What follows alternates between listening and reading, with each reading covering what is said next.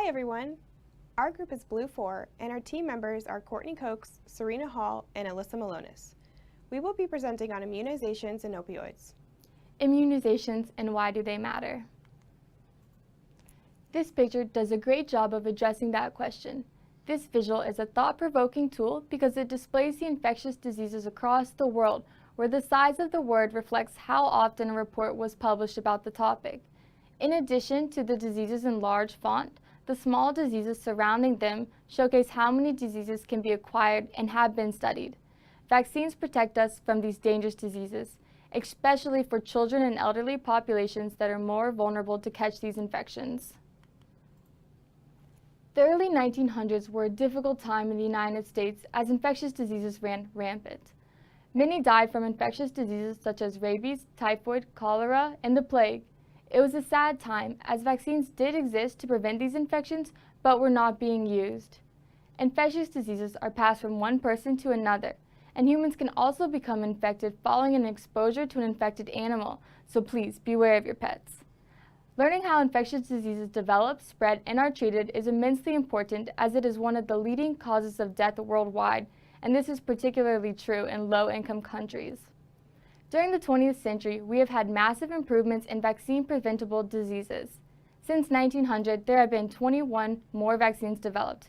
Due to vaccinations, there has been a reported decline in morbidity from 9 vaccine-preventable diseases such as smallpox. And on a positive note, the late 1990s ended with the U.S. vaccination coverage at record high levels, helping save more lives from preventable diseases. Vaccines are one of our greatest achievements of public health.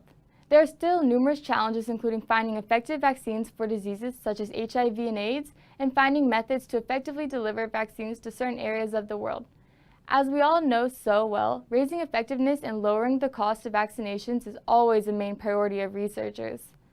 A new issue facing vaccinations is the refusal to vaccinate. Parental refusal of vaccines is a growing concern as numerous outbreaks are happening around the United States, with the most recent measles outbreak in Washington. Parents are choosing not to vaccinate their children for religious, personal, philosophical, and safety concerns. The impact of not vaccinating these children is massive. When one child becomes infected, he or she exposes the disease to countless others who, if not vaccinated and easily protected, could soon be battling for his or her life. Immunizations are not the only important public health issue.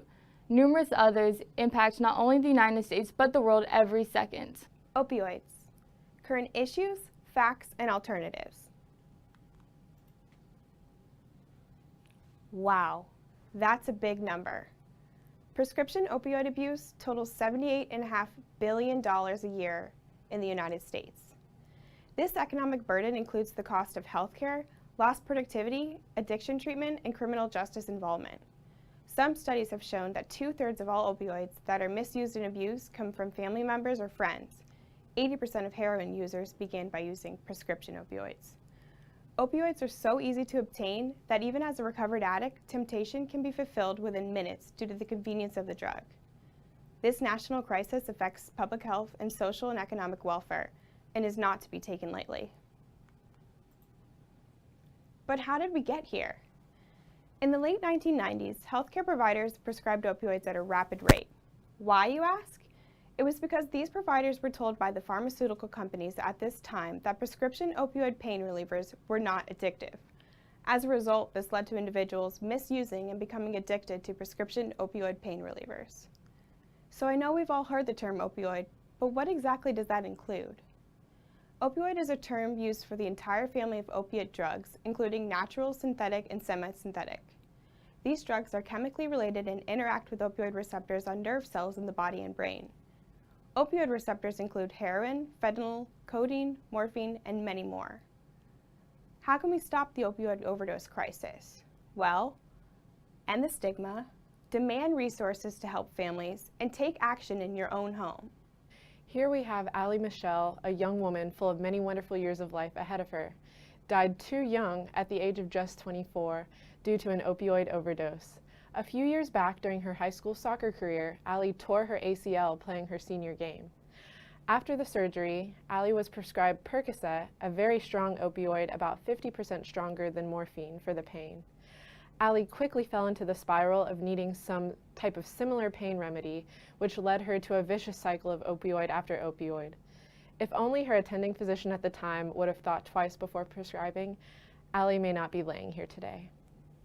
Ouch! One alternative that health systems are turning towards is acupuncture. Using this as treatment for pain rather than opioid painkillers would drastically change the number of deaths and addiction symptoms from occurring. Clinics are trying to offer less costly sessions for the acupuncture in order to incentivize populations to take part in it.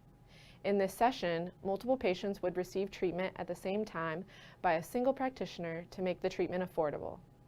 Normalizing the treatment process in view of painful needles to the reality that needles are the size of a human hair and rarely painful will be part of the mission as well. The mind is a very powerful thing, and mind-body techniques can help you learn how to cope with pain and other symptoms. 18 million of adults in the U.S. reported using meditation in 2012. Cognitive behavioral therapy, or CBT, is also frequently used and is a form of talk therapy that helps people identify and develop skills to change negative thoughts and behaviors. By changing one's negative thoughts and behaviors, people can change their awareness of pain and better develop coping skills, even if the actual level of pain stays the same. You can see how time plays a role in advances in technology and science, leading to discoveries that will decrease the mortality rate as we move forward. We can only hope that more methods of treatment will be learned and proven effective so that we can transition patients off traditional medicinal methods and move to more integrative methods and natural remedies. Thank you for watching our video on immunizations and opioids.